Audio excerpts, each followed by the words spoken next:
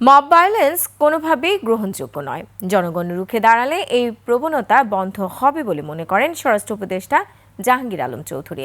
দুপুরে কক্সবাজারে এক সভা শেষে তিনি আরও বলেন, আইন হাতে তুলে নেয়ার অধিকার নেই কারও। সমাজে নানা উপায়ে মাদক ছড়িয়ে পড়েছে উল্লেখ করে এটি রুখতে সরকার কঠোর অবস্থানে রয়েছে বলে জানান স্বরাষ্ট্র উপদেষ্টা। বলেন, মাদক নির্মূলে সরকারের পাশাপাশি গণমাধ্যমেরও বড় ভূমিকা রয়েছে। এদিকে বিকেলে কক্সবাজারের রোহিঙ্গা ক্যাম্প ও বান্দরবান নাইখংছড়ির ঘুমধুম সীমান্ত বিওপি পরিদর্শন করেন স্বরাষ্ট্র উপদেষ্টা। জনগণ সরব হয়েছে, জনগণ সরব হইলে কিন্তু আর মব ভায়োলেন্স হবে না। জনগণ সরব হইলে তো জনগণই মব ভায়োলেন্স বন্ধ করে দিবে। মব ভায়োলেন্স কোনো অবস্থায় গ্রহণযোগ্য নয়।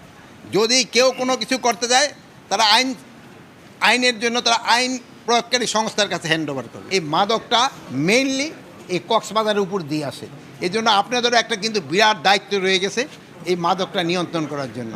আপনারা যদি আমাদের সাথে সহযোগিতা করেন, এটা কিন্তু সওয়াবটা আপনারা আল্লাহর কাছেও পাবেন।